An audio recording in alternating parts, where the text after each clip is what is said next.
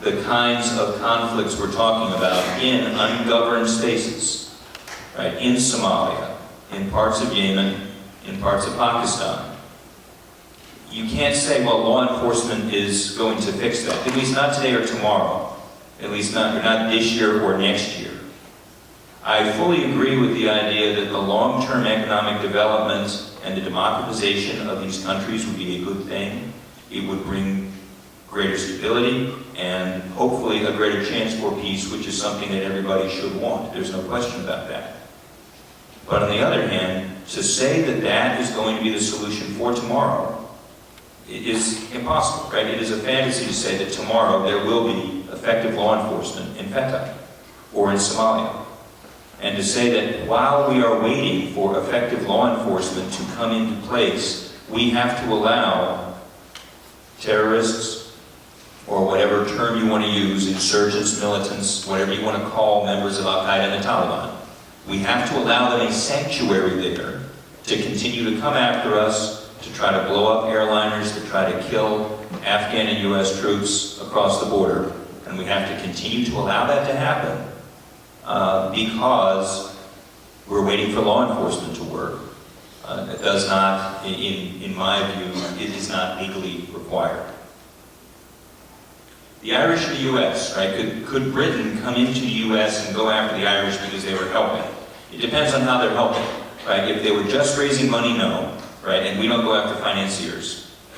If they were running guns, it depends. If they were actually conducting military training in Boston and New York, and then sending people back over to Ireland to fight the British would be justified in coming to us in the same way as we have gone to Pakistan and say, stop them.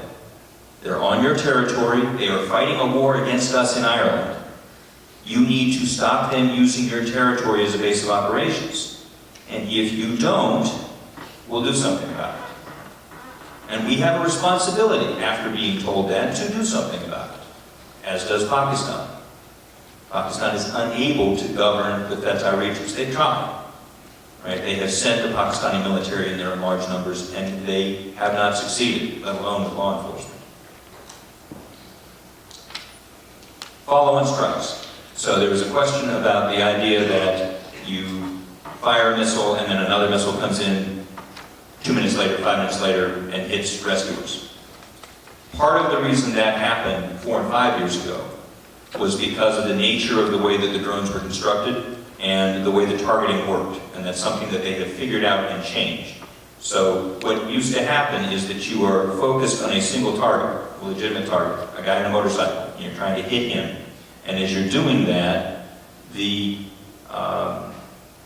drone's camera is going to focus in on that because you have to aim very precisely. You're using a very small missile, 20-pound warhead. If you miss by more than a few feet, you're not going to kill your target.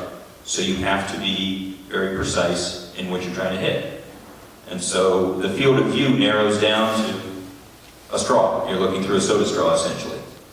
And the strike hits, and guess what? It missed the target. Or it knocked him off the motorcycle, but he's still alive, or whatever else. And so the question is, do you follow on and hit again? And at the time, you're looking through a soda straw and saying, that didn't do the job, am I going to fire a second missile? And if you fire a second missile without first backing up and trying to see whether there are civilians coming into the area or not, then there's a chance that you do end up hitting rescuers who were coming in after the first strike happened. And after it became apparent that that's what was going on, that practice was discontinued.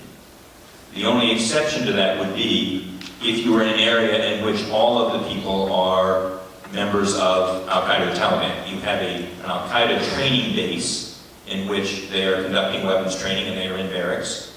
And if you hit a part of that, the rescuers that are coming are members of the Taliban or Al-Qaeda that are at the training base. And so they would be legitimate targets. But the idea of targeting follow-on rescuers in Pakistan now is not happening, or at least it's my understanding that that has ceased as of several years ago once we figured out that's what was happening. I think that's